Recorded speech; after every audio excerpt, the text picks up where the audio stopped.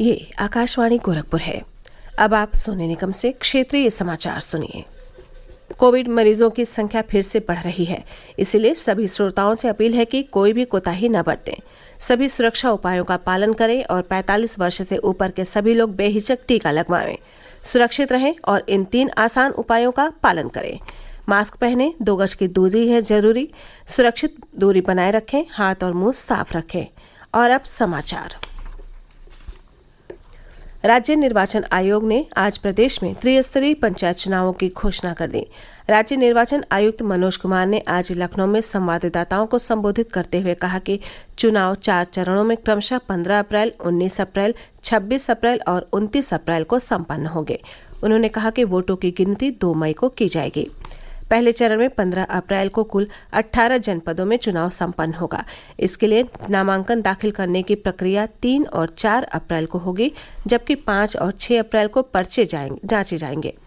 चुनाव चिन्ह 7 अप्रैल को वितरित किए जाएंगे। दूसरे चरण में 19 अप्रैल को 20 जनपदों में मतदान होगा। इस चरण के लिए नामांकन 7 और 8 अप्रैल को दाखिल किए जाएंगे, जबकि पर्चों की जांच का कार्य 9 और 10 अप्रैल को किया जाएगा।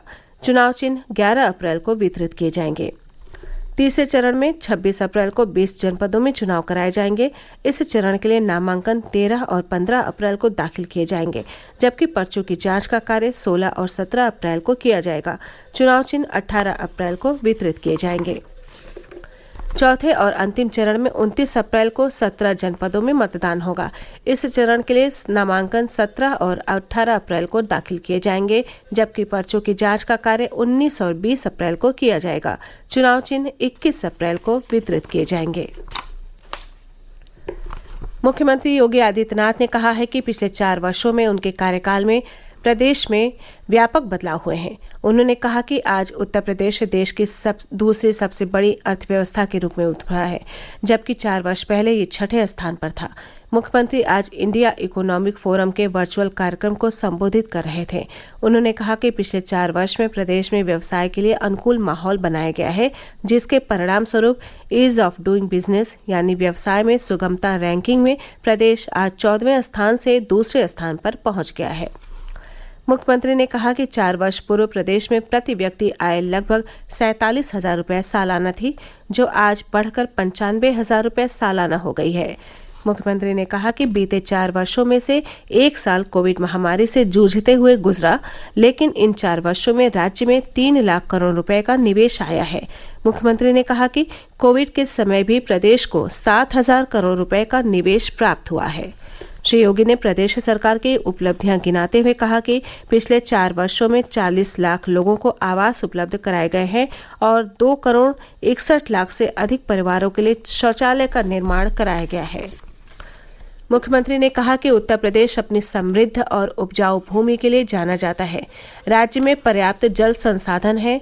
उन्होंने कहा कि प्रदेश सरकार ने किसानों को सिंचाई की सुविधा उपलब्ध कराने के लिए विशेष रूप से प्रयास किए हैं। श्री योगी ने कहा कि राज्य में सड़क यातायात को और सुदृढ़ करने के लिए 5 नए एक्सप्रेस वे का निर्माण किया जा रहा है। उन्होंने कहा कि प्रदेश में डेटा सेंटर पार्क की स्थापना के लिए भी कार्य शुरू हो चुका है। मुख्यमंत्री योगी आदित्यनाथ ने कहा है कि दूसरे राज्यों में कोरोना संक्रमण के बढ़ते मामलों को देखते हुए और आगामी दिनों में होली और अन्य त्योहारों तथा पंचायत चुनावों के मद्देनजर कोविड से बचाव के लिए अतिरिक्त सावधानी बरतने की आवश्यकता है। लखनऊ में अपने सरकारी आवास पर आज एक उच्च स्तरीय बैठक में अनलॉक व्यवस्था की समीक्षा करते हुए श्री योगी ने अधिकारियों को निर्देश दिया कि कोविड-19 के प्रति पूरी सतर्कता बरती जाए। प्रधानमंत्री नरेंद्र मोदी इस महीने की 28 तारीख को आकाशवाणी से मन की बात कार्यक्रम में देश और विदेश के लोगों के साथ अपने विचार साझा करेंगे। ये मासिक रेडियो कार्यक्रम का 75वां संस्करण होगा। श्री मोदी ने एक ट्वीट में कहा कि मन की बात कार्यक्रम देश भर से लोगों के विचारों, रोचक विषयों और प्रेरक जीवन यात्राओं को उजागर करने का अवसर देता है।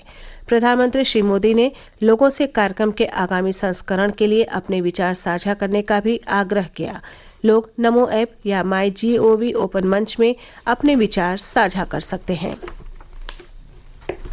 बलरामपुर जनपद में मुख्यमंत्री सामूहिक विवाह योजना के अंतर्गत आज 290 जोड़ों का विवाह संपन्न हुआ। जिले के सभी विकास खंडों में सामूहिक विवाह कार्यक्रम का आयोजन किया गया था। इसी के साथ क्षेत्रीय समाचारों का ये बुलेटिन पूरा हुआ। नमस्कार।